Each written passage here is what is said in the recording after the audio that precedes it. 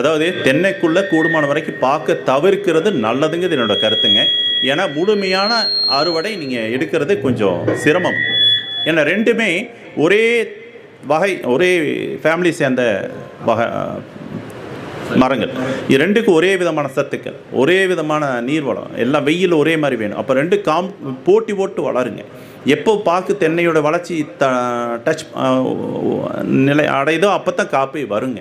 அதனால் முடிஞ்சளவுக்கு தென்னைக்குள்ளே பார்க்க போடாமல் இருக்கிறது நல்லது. போட்டாலும் ஒரு மரத்துக்கு கேப்லேயும் மட்டும் ஒவ்வொன்று போகிறது நல்லது. அதாவது எண்ணிக்கை எச்சு பண்ணுறதை விட குறைவான எண்ணிக்கையில் கொஞ்சம் ஈல்டு நல்லா எடுக்கலாங்க.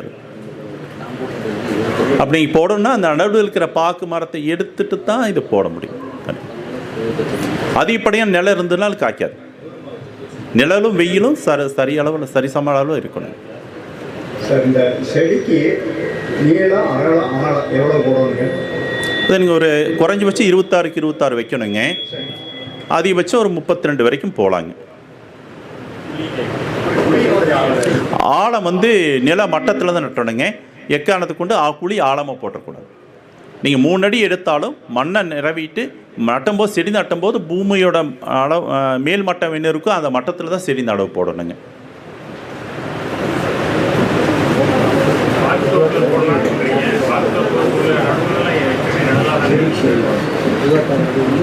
இல்லை அதாவதுங்க பாக்கு தோப்பு மட்டும் அப்படிங்கும்போது தென்னை இல்லைன்னு சொன்னால் தென்னையோட நிழலும் பாக்கோட நிழலும் ரெண்டு சேரும்போது ஓவர் டென்ஸ் ஆகிருங்க.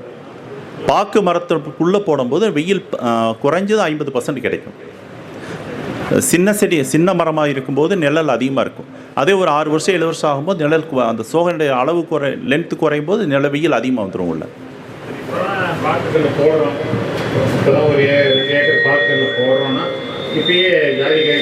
இல்லைங்க, 3 வருஷத்துக்கு மேலே தான் பண்ண முடியும். ஏன்னா போதுமான வெயில் நிழல் கிடைக்காது. ஜாதிக்காய் வெயில் அதிகமாக போச்சுன்னா சரி தாங்காது.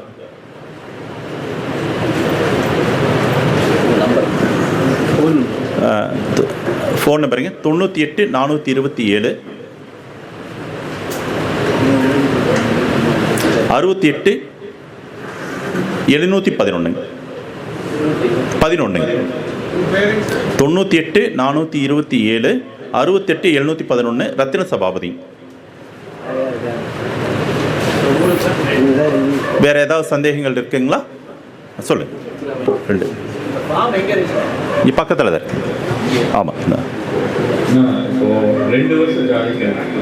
லீவ்ஸோட டிப்பில் அந்த கருகிற மாதிரி வாடல் வருதுங்க.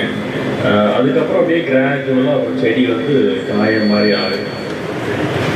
இது எதனால் இருக்குதுன்னா, இப்போது எல்லா செடிகளும் வர்றது இல்லைங்க. அங்கங்கே வாட்டர் லாகிங் முடிஞ்சாலும் ட்ரெயின் பண்ணிடுறாங்க. இது வாட்டர் லாகிங் இல்லாத இடத்துலையும் வருதுங்க. இல்லை, அது கீழே வேர் பகுதி பாதிச்சிருக்குங்க. தோண்டி பார்த்தீங்கன்னா வேரில் ஒரு விதமான வாடை அடிக்குங்க. இது ரூட் கிராப் தொந்தரவு தானுங்க. அதாவது எங்கேயாவது ஒரு செடி வருதுன்னு சொன்னால் இது ரூட் கிராப் தொந்தரவு தான். இல்லை அந்த இடத்துல உங்களுக்கு போதுமான நிழல் இருக்குதான்னு பார்த்துக்குங்க. சப்போஸ் நிழல் குறைவாக இருந்திருந்தனால் அந்த அதிகப்படியான சூரிய ஒளி கிடைக்கும்போது சன்ஸ்காட்ச் வருங்க. சன்ஸ்காட்ச் வர மாதிரி இருந்ததுன்னா மேலே ஓலை வச்சோ இல்லை ஷெட் நெட்டு கட்டிடுங்க. இது எல்லாமே சரியாக இருக்குது. அப்படி இருந்தும் அந்த தொந்தரவு வருதுன்னு சொன்னால் அந்த ரூட் கிராப் தொந்தரவு இருந்தால் தான் இந்த மாதிரி பிரச்சனை வரும். அதுக்கு பயோ நான் உங்களுக்கு அது டாக்டர் சொல்லி அது டிஸ்பிளே பண்ண சொல்கிறேங்க. அதை அப்ளை பண்ணுங்க. கூடுமான வரைக்கும் எல்லா ஜாதி விவசாயிகள் இதில் வந்திருக்கிறவங்களும் அது கொஞ்சம் தொடர்ந்து அதை பயன்படுத்துங்க. எல்லாத்துக்கும் ரொம்ப நல்லதுங்க. அது நான் டாக்டர் சொல்லி போட சொல்கிறேங்க. அதை நோட் பண்ணிக்கோங்க. அதில் நீங்கள் அதை வருஷத்தில் குறைஞ்சது ஒரு 3 முறை 4 முறை கொடுத்துட்டு வாங்க. உங்களுக்கு எந்த தொந்தரவும் எல்லா தொந்தரவும் அதில் கண்ட்ரோல். அதாவது வைரஸ் ஃபங்கிசைட் இது 2 தான் மேஜர் ரோல். இதில் 2மே கண்ட்ரோல் ஆகி. சரி, தேங்க்ஸுங்கண்ணா. அடுத்தது எப்படின்னா, இந்த ப்ராப்ளம்ஸ் நம்ம இது பண்ணுறக்கும் ப்ரிவென்டிவாக வரக்கு தான் பயோ சொல்கிறேங்க. நீங்கள் கொடுத்துட்டிங்கன்னா அந்த ரூட் கிராப்பே வராது, கண்ட்ரோல் ஆகிடும். சரிங்களா? அதேமாதிரி ஸ்டெம் போரர் வராது, அதுவும் கண்ட்ரோல் பண்ணிக்கலாம். இது வருமுன் காப்போங்கிற காத்துனுங்க. வந்த பிறகு பண்ணுறதுங்கிறது காப்பாற்றிடலாம். ஒரு எப்படின்னா குறைவான தாக்குதல் இருந்ததுன்னா காப்பாற்றிடலாம். பட் வேர்கள் அதிகமாக பாதிச்சதுன்னா கொஞ்சம் சிரமம். அந்த இடத்துல நீங்கள் வேறு செடி தான் போட்டாகணும். நீங்கள் இது வருமுன் காப்போங்கிறக்காக தான் இந்த இதை சொல்கிறேங்க. நீங்கள் பண்ணிட்டீங்கன்னா இருக்கக்கூடிய இதில் எதுவும் பாதிப்பு வராது. வருஷத்தில் குறைஞ்சது ஒரு 2 முறையாவது பயன்படுத்துறது ரொம்ப நல்லதுங்க. தேங்க்ஸ். இன்னொரு கேள்வி. சரி. சென்னையில் இருக்கிற ஒயிட் ஃப்ளைஸோட எச்சம் வந்து இந்த லீவ்ஸில் வந்து இந்த லீவ்ஸ் எல்லாம் கருப்படிக்கிறது. இது கண்டிப்பாக ஃபோட்டோசிந்தசிஸ் குறைக்கும், பட் மற்றபடி இதுக்கு ஏதாவது பாதிப்பு கொடுக்கும்? வேறு ஒன்றும் பாதிப்பு, மழை வரும்போது அது சரி ஆயிடுதுங்க, அது ஒன்றும் பாதிப்பு இல்லை. இந்த வருஷம் மட்டும் தான் இருக்குது. லாஸ்ட் இயர் 1 or 2 நேம்ஸ் வந்து அதெல்லாம் கிடையாது. பட் திஸ் இயர்ஸ் வேறுங்களே இன்வேரியபிளாக ஆல் ஃப்ரூட்ஸ் வந்து டாட்டாக இருக்குது. சரி சரி.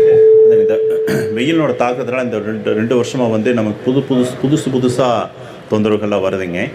நீங்கள் இது வந்து எப்படின்னா நம்ம இந்த பயோ வந்து முன்னெச்சரிக்கையாக நம்ம பயன்படுத்துறது எல்லா விதமான நோயும் கண்ட்ரோல் பண்ணோம்.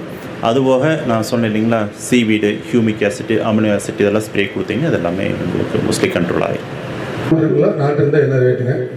ஆனால் இது முடிச்சுட்டு நீங்கள் வந்து பாருங்கள், அது பல விதமாக இருக்குது. உங்களுக்கு எது வேணுமோ அதை நீங்கள் பாருங்கள், அங்கே வச்சுருக்கேங்க, பாருங்கள், பார்த்துட்டாங்க.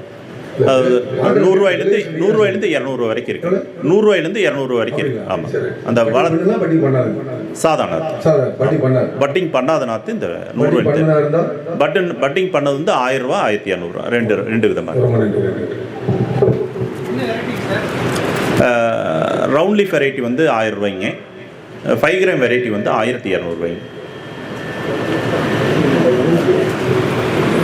இது வந்து நீங்கள் கேரளா கூட கம்பேர் பண்ணால் கண்டிப்பாக அதிகமாக தான் இருக்கும், டபுள் த ரேட்டாக இருக்குங்க. ஏன்னா அவங்க பண்ணுற விதம் வேறு, நம்மளோட இது வேறேங்க. ஏன்னா அவங்க வந்து மிக்சடு வெரைட்டியாக இருக்குது. இங்கே வந்து நம்ம அந்த ஒரே யூனிஃபார்ம் ஒரே வெரைட்டி மட்டும் பண்ணுறதுனால தான் இந்த காஸ்ட்லிங்க. அப்புறம் வந்து நம்ம அந்த நாட்டு ஜாதியில் மட்டும்தான் பண்ணுறோம். சக்ஸஸ் பர்சன்டேஜ் ரொம்ப குறைவாக தான் கிடைக்கும், 15% 20% தான் கிடைக்குங்க. அதனால தான் இந்த காஸ்ட்டு.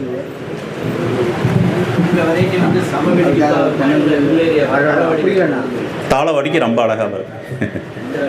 ஆமாம், அதாவது இங்கே 3 கிராம், நாங்கள் 4 கிராம் வருங்க. ஆமாம் ஆமாம் ஆமாம். கொஞ்சம் ஈல்டு வந்து கொஞ்சம் லேட் ஆகுங்க, ஆனால் ஈல்டு அந்த குவாலிட்டி வந்து ரொம்ப நல்லா. இது வரைக்கும் பொறுமையாக கருத்து கேட்டதுக்கு ரொம்ப சொல்லுங்க. தண்ணி உப்பு தண்ணிக்கு வருங்களா? என்ன டிடிஎஸ்ங்க? 500னா ஒன்றும் பிரச்சனை இல்லைங்க. 500 1000 நீ கொஞ்சம் சாதா நாற்று ஒரு 10 நாற்று நட்டி பாருங்க. நட்டி பார்த்து உங்களுக்கு அதில் எந்த பிரச்சனையும் இல்லைன்னு சொன்னால் நட்டி பார்த்துட்டு அப்புறம் முடிவு பண்ணுங்க. சரி, வந்துடுச்சுன்னா அப்போ டிடிஎஸ் ஒன்றும் பெருசாக பாதிப்பு இருக்காது.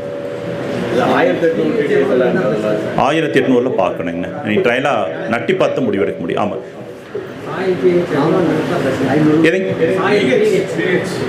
சாயில் பிஹெச் எப்படி நியூட்ரல் 6 to 7 6 to 7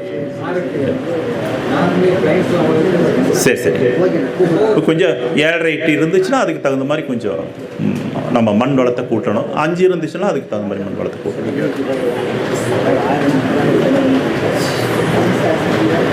இது வரைக்கும் பொறுமையாக கருத்து கேட்டதுக்கு ரொம்ப நன்றிங்க.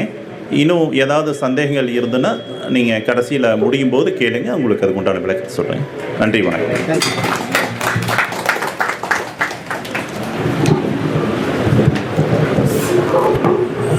ஜாதிக்காயை பற்றி முழுமையாக நமக்கு எடுத்துரைத்த ரத்னசாமி அண்ணா அவர்களுக்கு நன்றிங்க. இப்போ நாங்கள் வந்து ஈரோடு சமவெளியில் மிளகு சாகுபடியாளர் சங்கம்னு நாங்கள் ஒரு 3 ஆண்டுகளாக நம்ம எப்படி சமவெளியில் வந்து மிளகு கொண்டு வரணும், அதுக்கான என்ன ஸ்பேஸ் கொடுக்கணும், அது மைக்ரோ கிளைமேட் எப்படி டெவலப் பண்ணுறது, அப்படி எல்லாமே நாங்கள் வந்து ஒரு 3 வருஷமாக அதை கற்றுக்கிட்டு விவசாயிகளுக்கு எடுத்து சென்று இப்போ ஏறத்தாழ ஒரு 900 பேர் நம்ம குரூப்பில் இருக்கிறாங்க. அதில் ஒரு 300 பேர் விவசாயம் பண்ண ஆரம்பிச்சிட்டாங்க.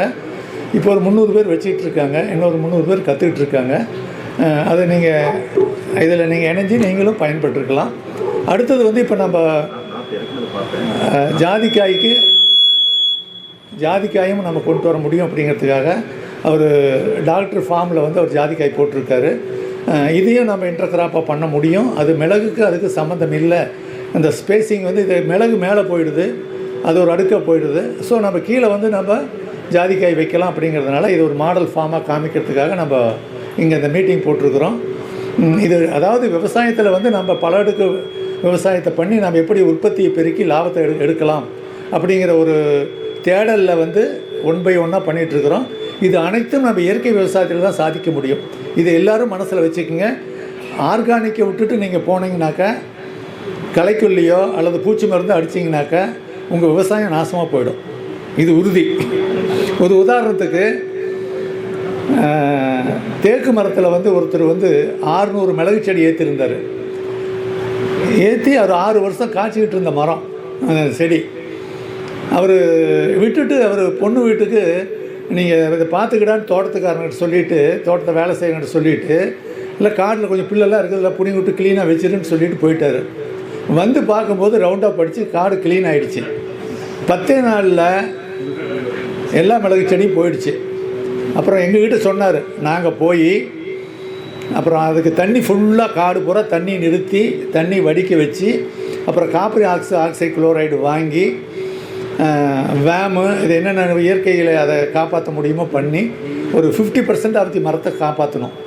ஸோ அதனால் நம்ம இயற்கை விவசாயத்தில் தான் நம்ம பல்லடுக்கு விவசாயத்தில் செய்ய முடியும். அதில் வர இடர்பாடுகளை வந்து நம்ம ஒன்றுக்கு ஒன்று சப்போஸ் ஒரு பூச்சி இருந்ததுன்னா அந்த தாக்குதலை வந்து காப்பாற்றுறதுக்கு இன்னொரு மரத்தில் இருக்கிற பூச்சிகள் அதை பண்ணிக்கும். அதனால் இயற்கை விவசாயத்தில் நம்ம சிறந்து பண்ண முடியும் அப்படிங்கிறது இது ஆணித்தரமாக நம்ம ப்ராக்டிக்கலாக எல்லாம் பார்த்துருக்கிற இது. இப்போ நாங்கள் இது ஒரு 7வது கான்ஃபரன்ஸு. நாங்கள் அரூரில் வந்து ஒருத்தர் பாக்குக்குள்ளே ஒரு சாரியில் காப்பியும் இன்னொரு சாரியில் வந்து மிளகும் போட்டு ஏறத்தாழ பாக்கில் என்ன வருமானம் வருதோ அதை எடுத்துகிட்டு இருக்காங்க. அது மாதிரி நம்ம பாக்கில் வந்து நம்ம இதையும் பண்ணலாம். தென்னையில் வந்து நம்ம போடும்போது வந்து பாக்கு போட்டோமாக்க மற்ற ஊடுபயிர்கள் மிளகு மட்டும்தான் பண்ண முடியும், ஜாதிக்காய் பண்ண முடியாது. ஏன்னா ஜாதிக்காய்க்கு ஸ்பேஸ் வேணும், வெளிச்சம் வேணும். அவர் சார் சொன்ன மாதிரி நம்ம ஜாதிக்காய் போடணும்னாக்கா நம்ம பாக்கு மரத்தை வெட்டிட்டு தான் போட முடியும். நீங்கள் மிளகு சம்மந்தமாக ஏதாவது உங்களுக்கு சந்தேகம் இருந்ததுனாக்கா நீங்கள் கேள்வி பதில் நேரத்தில் கேளுங்க.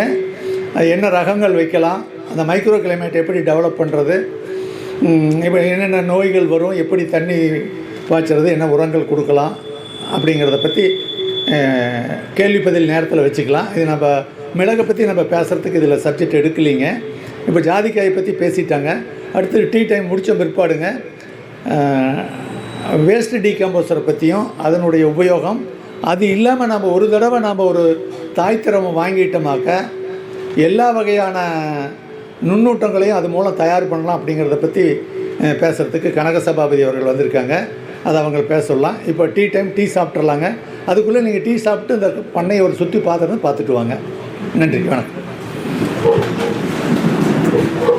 கைக்கில் தான் எடுத்தாகணும், கைக்கில் தான் பெஸ்கெட்டு தான் போட்டாகணும், வேறு எதுவும் பண்ண முடியாது. கண்டிப்பாக ரொட்டாவேட்டரோ கல்டிவேட்டரோ உள்ளே போடவே முடியாது, போடவே கூடாது, முடியாதுல கூடாது.